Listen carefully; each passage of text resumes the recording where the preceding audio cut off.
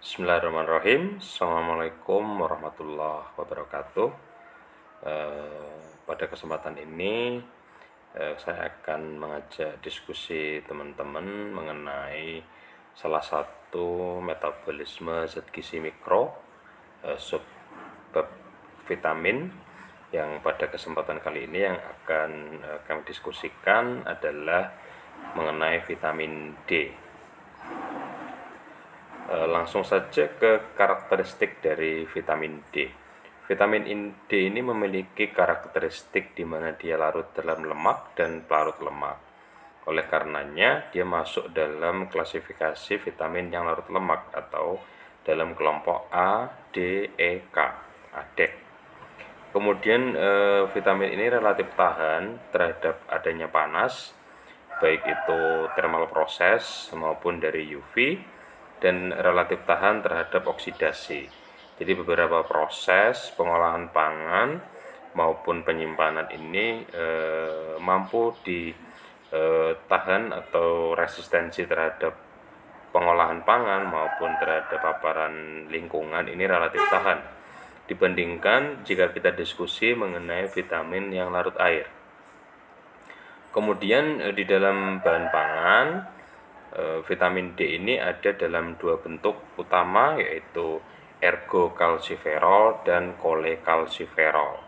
Meskipun sebenarnya dua bentuk ini itu belum memiliki aktivitas di dalam tubuh sebagai vitamin D. Jadi nanti ada proses aktivasi di dalam tubuh manusia untuk mengubah ergokalsiferol maupun kolekalsiferol ini menjadi bentuk aktif dan memiliki peranan sebagai vitamin D di dalam tubuh kita. Nah, ini dari segi strukturnya ada sedikit perbedaan di rantai cabang dari ergokalsiferol dan kolekalsiferol. Nah, ini tidak akan didiskusikan lebih lanjut karena ini ada dalam topik perkuliahan tersendiri, yaitu di kimia pangan atau kimia organik. Nah, yang pertama adalah sumber vitamin D ini terbagi atas dua tadi ya, ada ergo dan kole. Kolekalsiferol atau vitamin D3 mungkin lebih tepatnya disebut sebagai provitamin D3 banyak ditemukan pada sumber pangan hewani ya, seperti hati, kemudian daging, telur, ikan yang mengandung lemak atau memiliki komponen lemak yang tinggi karena dia larut lemak, kemudian produk-produk turunan dari susu atau dairy product seperti keju. Adapun vitamin D2 dalam bentuk ergokalsiferol ini lebih banyak ditemukan dalam pangan nabati dan subklasifikasinya ada pada beberapa spesies jamur. Meskipun di beberapa produk nabati lainnya seperti kacang-kacangan juga beberapa terdapat vitamin D. Nah, yang tidak kalah penting adalah karena kita sebagai orang Indonesia ini tinggal di negara tropis yang dilalui oleh jalur khatulistiwa, di mana sinar matahari itu kita dapatkan secara melimpah. Nah, ini menjadi sumber yang tidak langsung dari vitamin D dengan bantuan ultraviolet. Jadi dengan adanya ultraviolet dari sinar matahari, tubuh kita itu mampu memproduksi vitamin D3 atau kolekalsiferol dengan mekanisme yaitu seperti yang saya sampaikan di dalam PowerPoint ini. Jadi di bawah lapisan pigmentasi kulit kita, di bawah lapisan kulit kita ada 7 dehidrokolesterol yang itu memang sudah disintesis oleh tubuh kita dengan substrat kolesterol juga. Jadi kolesterol itu juga memiliki manfaat dalam sintesis prekursornya ya. Jadi dengan adanya 7 dehidrokolesterol yang ada di bawah kulit dan adanya sinar matahari, spesifiknya ada ultraviolet, nah ini tubuh mampu mensintesis perubahannya, yaitu menjadi kolekalsiferol atau provitamin D3. Jadi masih disebut pro ya. Tapi ya memang umumnya jika sudah dalam bentuk kolekalsiferol sudah dianggap sebagai vitamin D, meskipun sebenarnya dia belum dalam keadaan aktif. Nah, nanti akan ada proses aktivasi di mana dia dihidroksilasi menjadi kalsidiol atau 25 hidroksi vitamin D3 atau 25 hidroksi kolekalsiferol. Kemudian ada proses aktivasi lagi menjadi 1,25 dihidroksi kolekalsiferol, atau yang hidroksilasi pertama tadi nama lainnya adalah kalsidiol, dan hidroksilasi kedua nama lainnya adalah kalsitriol. Nah, ini nanti akan kita diskusikan lebih lanjut di slide selanjutnya di bagian metabolisme. Jadi ada sumber dari makanan dan ada sumber yang bisa disintesis oleh tubuh kita sendiri. Maka kadang-kadang vitamin D ini disebut sebagai conditionally esensial, karena tidak esensial murni ya. Dengan adanya prekursor ya, dengan adanya prekursor yang ada di dalam kulit kita dan ada UV, itu mampu memproduksi. Even tanpa ada asupan dari makanan pun ya, jika paparan matahari cukup, yang UV-nya cukup, maka sintesis ini sebenarnya mampu mencukupi kebutuhan vitamin D harian. Nah, beberapa studi yang pernah beberapa saya review mengenai bagaimana kebutuhan vitamin D ini. Jadi setiap hari dengan daily exposure ya, atau paparan harian dari UV, dari sinar matahari itu sekitar 15 menit ya, di antara rentang waktu jam 9 ya, setengah 9 sampai setengah 10 itu yang optimum. Yang belum terik dan sudah banyak kandungan vitamin D-nya. Nah, di situ 15 menit bahkan twice weekly ya. Jadi 2 kali seminggu itu sudah cukup. Dan dengan daily harian dengan durasi waktu 5 sampai 10 menit itu sebenarnya sudah cukup ya. Meskipun tidak seluruh tubuh yang bagian tubuh yang terpapar ya. Misalnya tangan dan muka saja sudah cukup untuk mendapatkan asupan vitamin D harian dengan intensitas paparan sinar matahari di Indonesia. Nah, karena nanti di bagian negara lain intensitasnya tidak sekuat di Indonesia. Jadi dengan hanya dari paparan pun asupan vitamin D kita sudah tercukupi, tetapi paparannya yang cukup dan tepat tadi. Nah, ini yang bisa meningkatkan dan menurunkan efisiensi sintesis vitamin D dari paparan sinar matahari. Jadi pada musim-musim kemarau tentunya efektivitas pembentukan vitamin D secara de novo atau secara mandiri oleh tubuh kita itu relatif lebih efektif dibandingkan musim penghujan, karena intensitas UV yang masuk ke dalam lapisan kulit kita menjadi lebih tinggi.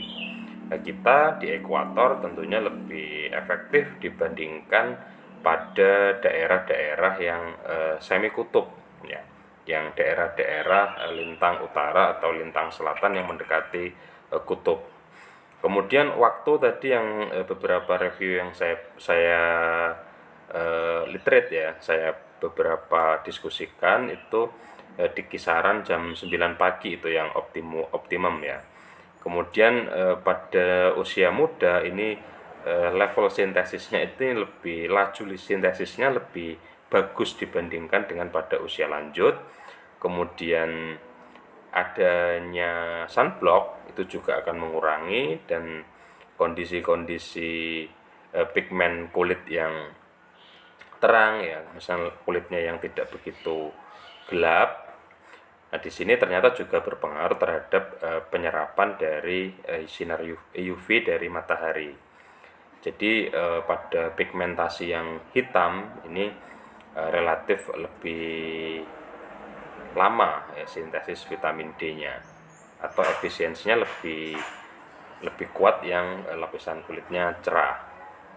Jadi beberapa faktor ini yang menentukan bagaimana intensitas UV itu masuk menembus lapisan kulit, yang juga akan mempengaruhi laju dari sintesis vitamin D.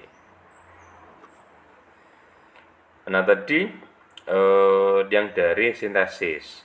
Jadi ada sumber dari sintesis dan ada juga sumber dari makanan. Kalau tidak mampu mencukupi dari sintesis, ya harus mendatangkan dari makanan.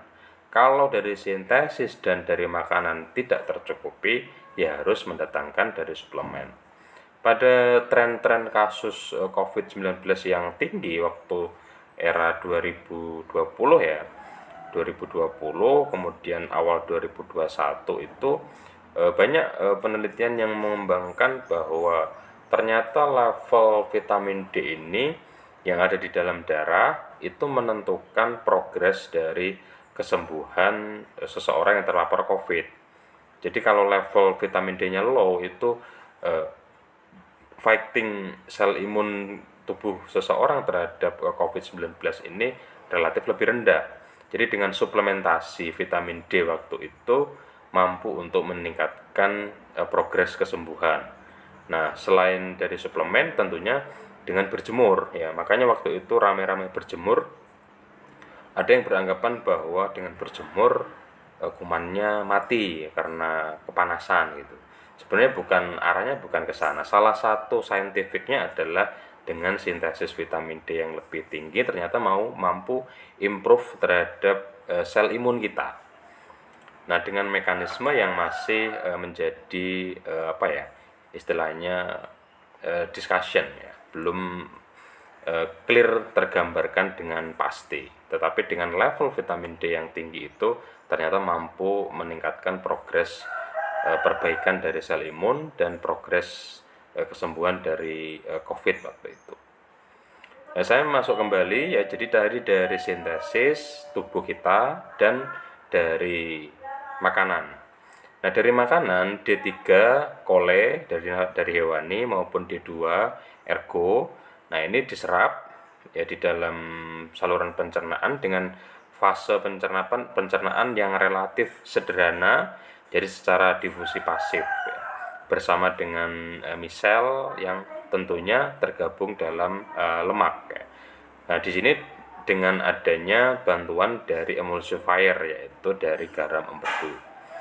Kemudian setelah melalui mekanisme penyerapan pasif, vitamin D ini masuk ke sel enterosit dan kemudian diteruskan bersama dengan kilomikron.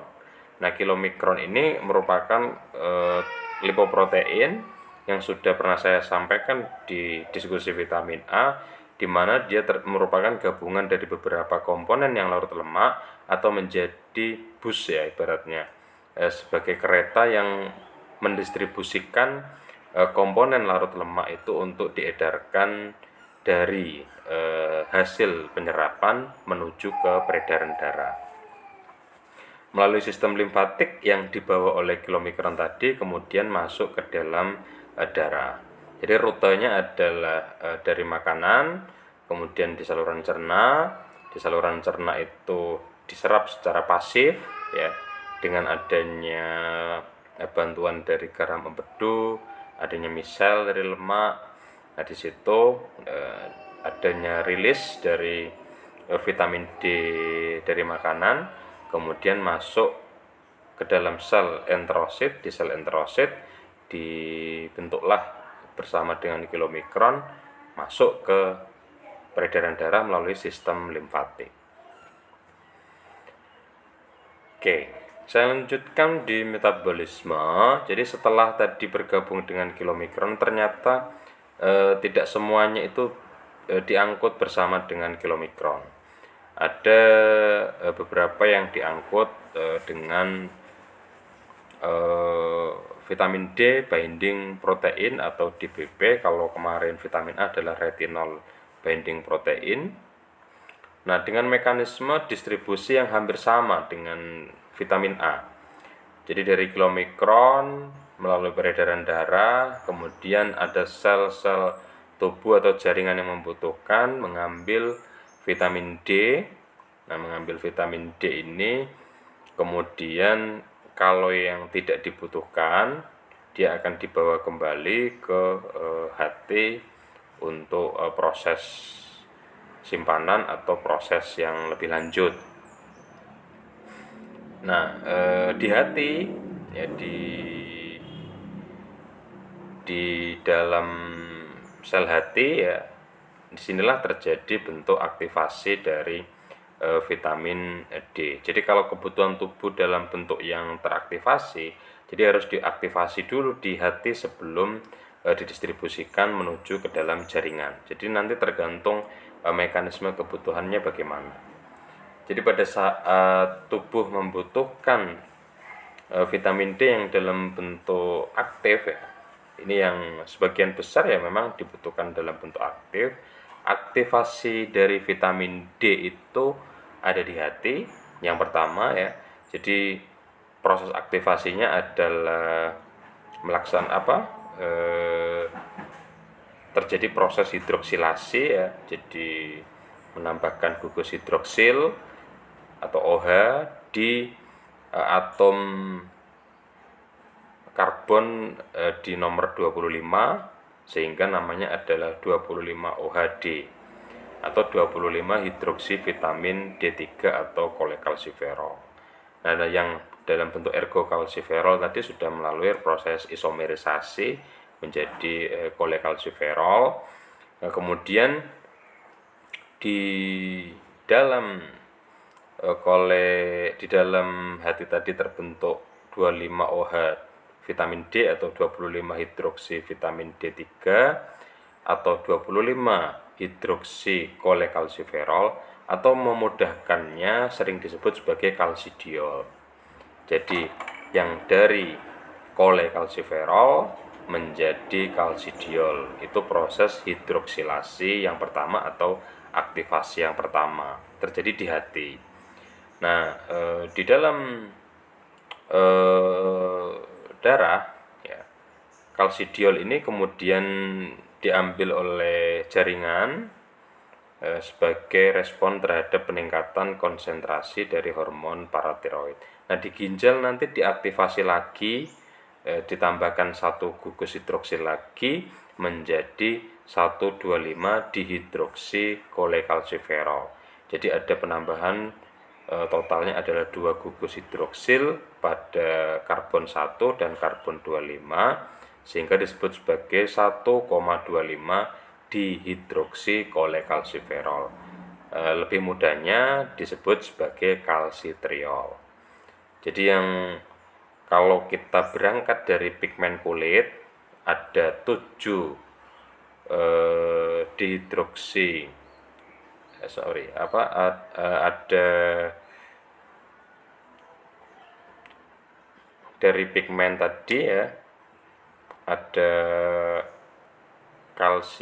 ada 7 dihidroksi kolesterol ya, kemudian menjadi kalsiferol ya dengan adanya UV, kemudian dari kolekalsiferol tadi diaktifasi menjadi kalsidiol, dari kalsidiol diaktifasi lagi menjadi kalsitriol. Nah, sintesis ya seberapa banyak vitamin D yang mampu diaktifasi itu tergantung dari sekresi hormon paratiroid dan FGF atau fibroblast like growth factor. Beberapa coding yang terjadi pada saat pembentukan sel tulang. Nah, sebagian besar kalsitriol yang dibuat di dalam ginjal dilepaskan ke dalam darah untuk digunakan jaringan yang membutuhkan. Beberapa disimpan di dalam hati. Jadi ada yang membutuhkan di dalam tubuh kita ada sel-sel yang membutuhkan dalam bentuk kalsidiol maupun kalsitriol. Yang paling aktif adalah kalsitriol kalau dinilai aktivitasnya sebagai vitamin D. Nah, ini ya jadi yang tadi saya sampaikan dari pigmen kulit. Nah, di sini ada 7 dehidrokolesterol tadi, kemudian ada UV menjadi vitamin D3 atau kolekalsiferol, kemudian kolekalsiferol dibawa ke dalam darah ya, melalui sistem penyerapan tadi. Nah, ini yang dari makanan, baik itu D3 maupun D2, kemudian dia juga masuk melalui peredaran darah tadi bersama dengan kilomikron. Lipoprotein ini adalah kilomikron ini ya. Kemudian ada yang terikat juga pada vitamin D binding protein. Nah, ketiganya ini nanti akan dibawa ke hati ya, kilomikron, sistem limfatik, hati untuk diaktifasi ya. Ada sedikit yang membutuhkan dalam bentuk D3, ada yang membutuhkan dalam bentuk ada yang membutuhkan dalam bentuk kalsidiol, ada yang paling banyak dibutuhkan adalah dalam bentuk kalsitriol. Ya, jadi tadi rutanya adalah dari sintesis, dari makanan, masuk ke peredaran darah dalam bentuk kolekalsiferol, ada yang berikatan dengan kilomikron, ada yang berikatan dengan vitamin D binding protein. Kemudian dari darah, sistem limfatik menuju hati, dari darah kemudian dibawa ke hati. Ini berarti sudah melalui sistem limfatik ya. Kalau sudah melalui peredaran darah, dibawa ke hati untuk diaktifasi. Di hati diaktifasi dalam bentuk kalsidiol, kemudian diaktifasi lagi di ginjal dalam bentuk kalsitriol. Nah, dengan yang paling menentukan adalah sekresi dari hormon paratiroid dan tadi fibroblast growth factor atau FGF. Nah, ini tadi sama ya. Jadi di ginjal inilah yang disebut sebagai vitamin D yang paling aktif atau kalsitriol. Ekskresi ya, salah satu metabolit yang terbentuk dari vitamin D adalah asam kalsitroat yang ekskresinya dominannya melalui empedu dan feses. Yang di urin ekskresinya tidak lebih dari 30%. Fungsi utama adalah dalam homeostasis kalsium, kemudian fosfor, dan interaksi antara kalsitriol dan vitamin K dependent protein. Nah, ini jadi salah satu peran vitamin D pada saat kontrol kalsium yang ada di dalam darah. Jadi pada saat di dalam darah ini kalsiumnya rendah, ya, low blood calcium level, maka sel-sel kapiler akan memberikan sinyal kepada otak untuk memerintahkan kelenjar paratiroid mensekresikan hormon paratiroid ini. Nah, kemudian sekresi dari kelenjar paratiroid ini direspon oleh ginjal untuk memproduksi banyak kalsitriol, jadi meningkatkan aktivasi dari vitamin D. Nah, 3 mekanisme utama vitamin D yang sudah aktif di dalam meningkatkan kadar kalsium darah yang pertama adalah meningkatkan reabsorpsi yang ada pada ginjal. Jadi pada saat ada vitamin D mau diekskresikan, ini diserap kembali atau meningkatkan laju reabsorpsi, kemudian meningkatkan pelepasan kalsium ke dalam darah. Jadi ada demineralisasi tulang. Jadi kalsium yang ada di dalam darah ini tidak boleh turun kadarnya karena sangat fatal berkaitan dengan berbagai macam sinyal hormonal di dalam tubuh. Jadi pada saat level kalsium turun, tadi ya mekanismenya adalah meningkatkan kalsium yang ada di dalam darah dengan meningkatkan aktivasi vitamin D. Yang tadi ya, 3, yang pertama adalah reabsorpsi kalsium yang ada di ginjal atau yang melewati ginjal, kemudian meningkatkan laju pelepasan kalsium dari tulang, jadi demineralisasi, dan meningkatkan efisiensi penyerapan kalsium di saluran cerna atau di usus, sehingga mampu meningkatkan kalsium yang ada di dalam darah. Nah ini sebaliknya, kalau kalsium yang ada di dalam darah tinggi, maka yang disekresikan oleh kelenjar tiroid bukan hormon tiroid tetapi kalsitonin. Nah di sini akan menghambat aktivasi dari vitamin D, sehingga reabsorpsi kalsium di ginjal akan turun, kemudian penurunan pelepasan kalsium dari tulang, dan penurunan efisiensi penyerapan kalsium, sehingga level kalsium akan turun lagi. Jadi vitamin D ini sangat krusial perannya di dalam metabolisme kalsium. Nah, begitu juga dengan fosfor, ya. Kemudian ada fungsinya sebagai diferensiasi sel dan pertumbuhan. Nah, di dalam proses pertumbuhan ini vitamin D ini berperan sebagai mempertahankan pertumbuhan dari sel, ya. Kemudian di beberapa jaringan, vitamin D juga berperan di dalam proses aktivasi dari sel-sel kanker. Jadi defisiensi vitamin D ini, dampak hormonalnya ini dilaporkan banyak sekali. Beberapa studi-studi terbaru ini sangat terkait juga dengan proses resistensi insulin yang menjadi cikal bakal diabetes.